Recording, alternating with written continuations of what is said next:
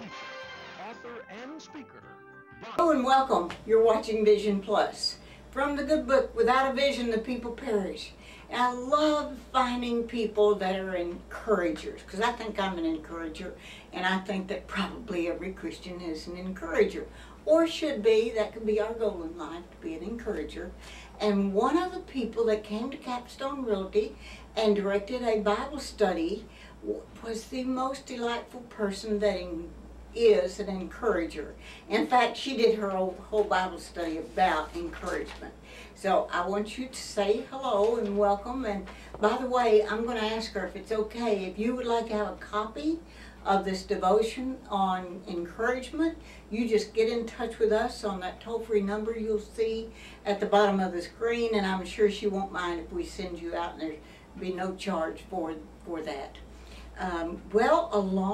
We have also Jonna Robert's daughter. What's your first name? Michelle. Michelle, I knew that. Michelle is running camera for us. We just hoodwinked her into coming. She probably will get an Auburn scholarship, so we'll just have to be really nice to her. She'll be an Auburn graduate before you know it, in 3 or 4 years from now.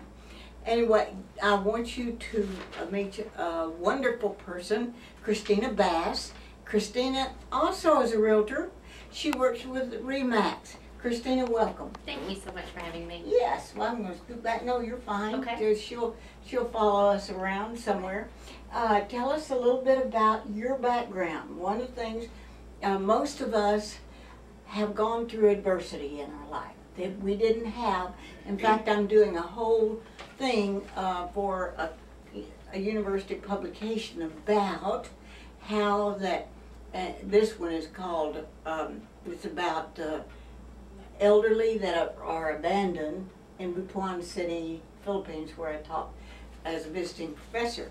And then that, along with, I call it the abandoned elderly and other success stories. And you're one of those success stories. Because I was thinking about the Apple guy, Steve Jobs. He was born to a single mother, unmarried mother, and I love reading biographies, and she couldn't keep him, so he was given to a couple, and they said, the mother doesn't have a high school education, the daddy doesn't have a high school education, we don't think he's educated enough, so they abandoned him to another couple who did take him and love him, and look what happened. He started Apple Computer and is just a multi-gazillionaire, I guess. But tell me about where you're born and a little bit about your background. Well, I am a native here of Huntsville, which there aren't very many of us. No. I'm a proud native, and I was born in 1977. And I have a wonderful brother. I actually have a couple, but one of them is full-blooded mom and dad, both are the same. And my mom raised us until I was 7 when she died of cancer. She got cancer when I was 5, so growing up from 5 to 7, I grew up pretty quickly. I knew exactly what was going on. At that time, we had moved to California. What I'm realizing, what I've been told, is to get away from my father. They weren't married. And that she was just afraid of him. So she took me and my brother to California, where we stayed, and she died at a young age of 27. The following day, my grandparents put me on an airplane, and I came back to Alabama to a man I didn't know and to a family I didn't know, because it was my biological father, and I didn't know him. I can only imagine that now that's what they thought was best to do. My grandparents, maybe that's what they thought was best to do. So my brother Jeremy and I lived with my father for 7 years, which is ironic because I lived with my mom for 7 years. When she died, I was 7, and I lived with my dad for 7 years. I moved out of the house with him because he was a very abusive drug and alcoholic, and we just couldn't stay there anymore. I was 14 and my brother was 16. At that point, we were separated. He went with actually just stayed with friends. The fact he is such a wonderful, wonderful man, and the fact that he has come from what he's came from through high school is just phenomenal. And then I was taken in by my aunt and uncle, who I'm very grateful for that.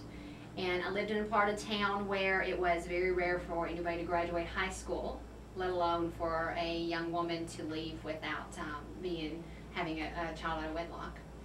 Not only did I do that, but I was the first person in my family to go to college, and I got a degree. And I taught, fell in love and married my high school sweetheart. We've been married for 12 years. And God has just led me down a passageway. And I could have so easily taken many wrong roads and said that it was okay because of the life that I had been given. And I'm just thankful that He supplied the people in my life that helped to guide me through, and that He was one of them. And you taught the little children. I did. I taught kindergarten, first grade, and I was a reading specialist. And now that I'm growing more in my faith and my relationship with Jesus, I realize I never asked Him if I could be a teacher. I just said, I'm going to be a teacher. I thought it was a great profession. I love children. I love doing it. It's an honorable profession, but I never asked Him. And every year I would say, it's going to get better next year, it's going to get better next year. And finally, He took me to my knees, and He said, this is not it. This is not it. So He released me from that, and one thing that I could not give up was, I wasn't a lover of money, but because I grew up poor, with all money going to pay for my mom's doctor bills, I had to know where every penny was going. And I had to know exactly to the penny, and I always stressed over it. And so He told me, well, you're going to go into real estate and not know if you're going to get paid, when you're going to get paid, or how you're going to get paid. And after a lot of praying and discussing with my husband, I have a wonderful husband that supported me, we took that leap of faith, and it's been fantastic ever since. Well, you have to go back, and your mother died at age 7. Yes, ma'am. Your father was an alcoholic and a drug addict. Yes, ma'am. And you lived with him 7 years in that situation. How did you grow to know the Lord? Well, it's funny because I was the only person that really knew the Lord and that would go to church. And at some point I even quit going to church because my father was one of those that would be on the front row every Sunday. And that was difficult for me to see. That was difficult knowing what lifestyle he had, but yet he was on the front pew every Sunday.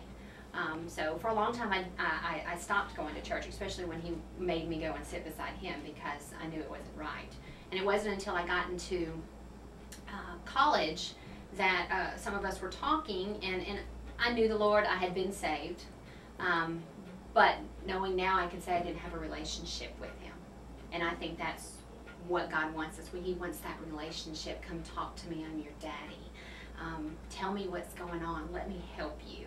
I think that's what He wants. He doesn't want, don't kill, don't drink, don't do this. He does have those things for us, but He doesn't want us to live like that. He wants us to live like we're picking up the telephone and saying, guess what happened to me today, you know? And so somebody said to me, it's very important to get into church and to have those people who are not only your accountability partners, but also encouragers there that are going through some of the same things. So my husband and I got into a church out at college, and we go every Sunday now since. I would not dream to not go to church. So do I believe you can be a Christian and not go to church? Yes. Do I believe it's difficult? And do I believe that God has that there to encourage you and to learn about you? Yes, definitely. What are those relationships in the church meant to you and your husband? They have been wonderful. There are people, first of all, there's all kinds of ministries that we can get into that help us to be able to do what we feel like God is calling us to do. Whether it be Robert going out working on elderly people's houses to fix them because he has a handy thing that way, or to go and help children that are less fortunate get ready for school. We have that outlet. But then also, if we have an issue, like I'm dealing with an issue with one of my son's friends, or not friends, but said something, and I called one of my Christians from church, and I said, I need some counsel. How do I handle this? Because it's was it like a bullying that Yes. was going on? Because Very much. we did a few shows about bullying, Yes. and it's such a big issue. One of the better schools in the city, one of their biggest issues is how much bullying goes on in that school, to the point that a lot of people are taking their children out and putting them into Christian or private schools or homeschooling them, because the bullying is just unbelievable. And it seems like that we're not having, what did you do? What was your advice that your friend gave you, your church person, that you were able to walk through that? Well, and I'm actually still walking through it because it just happened last night. Mm. So, and it has to do with a fifth grader said, and I don't know what age group watches this. It doesn't matter. They But- all age groups. Plus, we get it on the internet. Well, he told my child, who has a very tender heart, that he told her, he said, I was in bed with your mother last night. Is what this fifth grader told my son. And then also told my son that you have sex with Dora the Explorer, who is a cartoon thing on top. And there were other kids that were laughing around him. Fifth grader. Fifth grade. Going into I would say the that's fifth not grade. a smart fifth grader. Going into Are the you fifth smarter grade. than a fifth grader? Yeah. Well, my thing, luckily, every night when we come home, we sit around the table, and we, what did you do? Who did you talk to today? Who did you sit by? Were there anything good that happened? Was there anything bad that happened? So, because I know going into middle school, we've done this all their life, but going into middle school is going to be a difficult time for them. So I want them to know they can talk to me, and that's when he told me that this person was saying this, and He had to know in his heart that it wasn't true. oh, he knew because he was about to cry, and he knew. But the ridiculous thing that a person Yes. would say that. Absolutely. And some of the things that have happened in this school I was telling you about, because we did several shows about it, was you just couldn't believe that people maybe from even nice families would be doing this to other people. And I think a lot of times it's because they're alone, many of them are alone in the arsenic hours from 3 to 6:30 at night, because there's no adult home with them when they're in school. And that's one of those. What does YPN stand for? It stands for Young Professional Network. It is a group here that 40 and under realtors that get together, and we learn from one another, and then we also raise money for like RPAC, who goes and fights for us in Washington. All right, yes. Ma'am. Well, this was your Bible study, and I really appreciated this about encouragement, because that is what I think that I'm here on earth for, is to encourage other people. And that's and I think that you are too, in addition to being a realtor. We're both realtors, but I think that's second. Being a realtor to me is second. Yes, That's me. not why I'm here. And I also write books and speak, and this is one of the recent ones that came out called A Survivor's Secret, and it's how couples can get along when other things interfere in their life. And in this case, my husband said that he just let his guard down, and this woman just came after him, and he had time and affair. And to live through some of the things that we do. This one happens to have analysis action sections, so you can kind of analyze what's going on, like you and your children do around the table, and what steps you can take to go on to heal the process, to learn some alternative methodology for doing something. And that's what I saw in yours. And so I wanted you to tell me a little bit about some of the things that you told us, and also some of the stories that you told about the pen. Yeah, go ahead and tell that too. Well, I believe wholeheartedly that we're in a very dark world, and that we, as Christians, are supposed to be the light. Yes. And I also believe that I am drawn to positive, upbeat people. I don't I want to am be too. around somebody who is an Eeyore and everything is always bad, because God did not die. Jesus did not die on the cross for us to go around sulking thinking that the world was terrible. He didn't do that. No, the world's not perfect. No, it's not. But Joyce Myers is a phenomenal woman that I listen to her. Every day at 7 o'clock I turn the TV on. I do too. 7 to 7:30, and that's when I watch. I do my exercise. I have the Ab Circle Pro, and that's my time to watch her and do my Yes. exercise. And one of the things she said this week was, we can get through anything with the right attitude, if we're positive about it. No, that doesn't mean that everything that happens to us is going to be good and great. No. But if we know that I can do this. The future. That's right. And everything that we go through creates the person that we are. Mm-hmm. And all of that, even growing up, I would say, I want my kids to be sound and have good street knowledge like I have, and have to grow up with the things that I've learned. But I don't want them to go through what I had to go through. You Right. can't. You You don't have can't. to be run over with a Mack truck to realize that's not a good thing. Right. The parent can say, come away from this street, there's a Mack truck coming down. That's right, but sometimes to learn things, you do have to go through it. That's why I fully support if someone thinks they need to be in a private school or be in homeschool. I absolutely fully support it. Mhm. For me and my husband, we feel like until God tells us differently, that they need to stay in the public school, and Mhm. we need to hold hands with our son Mhm. and with Christ and walk through the things that we're going to walk through and teach them as we go. Mhm. If we put them in a bubble where it's just us, Yes, then when we do release him, because there will be a time when he'll be released, yes. he will go out into society. He will see all of this that's going around. I want him to be prepared for that. That's exactly the way I felt with my son and my grandson also, was that they need to be able, in fact, my son came to me and about junior high and said, if you want me to go to a Christian school, I'm willing.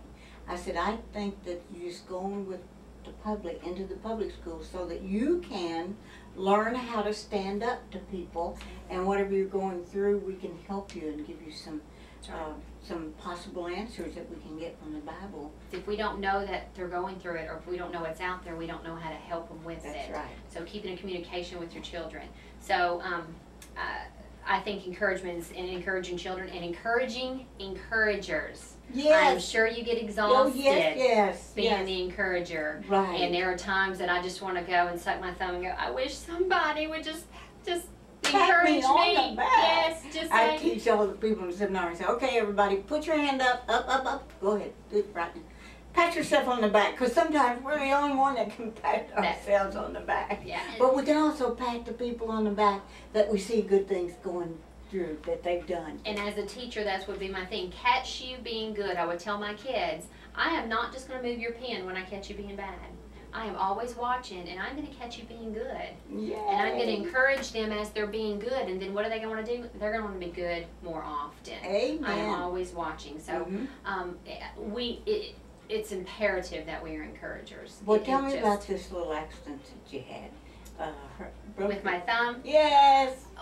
We always hear sticks and stones will break my bones. Oh, yes. And words will never hurt me. Oh, bad. That's not In good. 6th grade, I broke my thumb, and I was doing some flips, and I pulled my thumb away and yanked a piece of bone out. So I had to have, it's my only surgery I've ever had to have.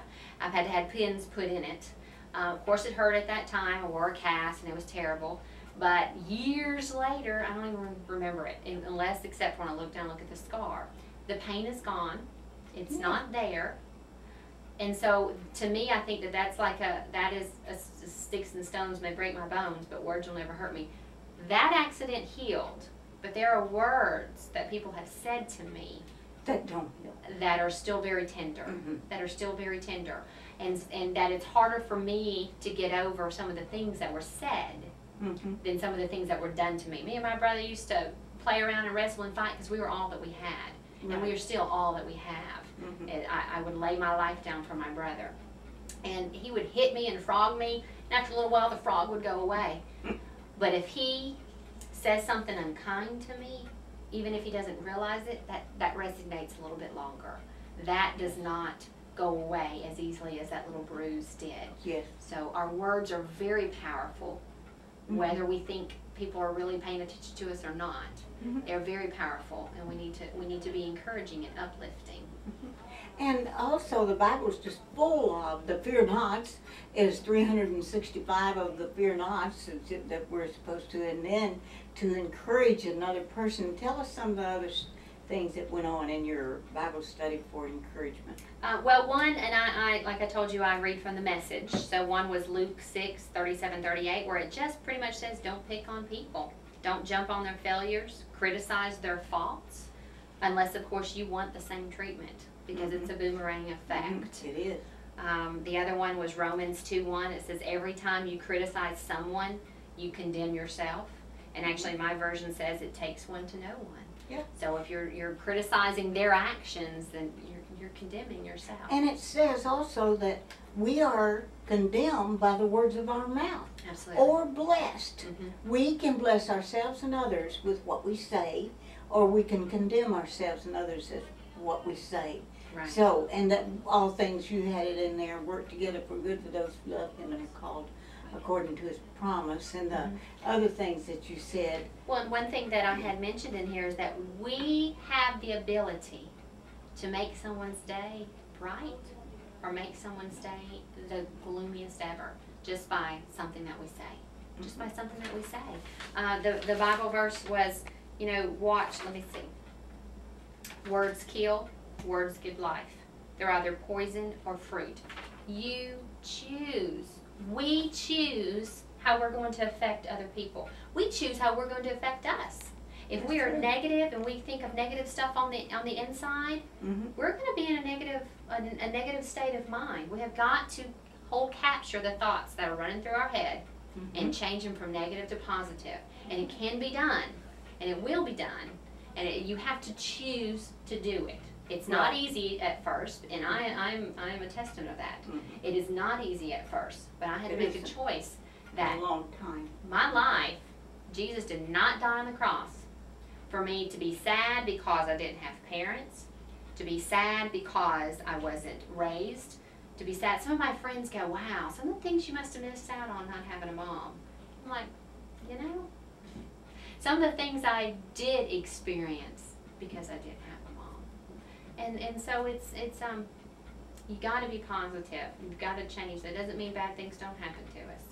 Well, the thing is, by your not having a mom, there's more single mothers, children raised by a single parent, than there are in the homes loved like yours. So you can relate to them, and they can relate to you. Where if you'd had a perfect childhood and everything had been rosy, perfect parents and no drinking, no drugs, whatever, parents lived still alive. Who's going to relate to you? Because that's not the world That today. isn't the world. And one thing that I mentioned in here too, and I mentioned to you, is that God has called me to be transparent with my life. Not to hide my faults, not to hide my sins, but to be transparent, because there is somebody sitting around who is going through the same thing or has made the same mistake, and they think that they're all alone. And to know, I stood up in front of my class one day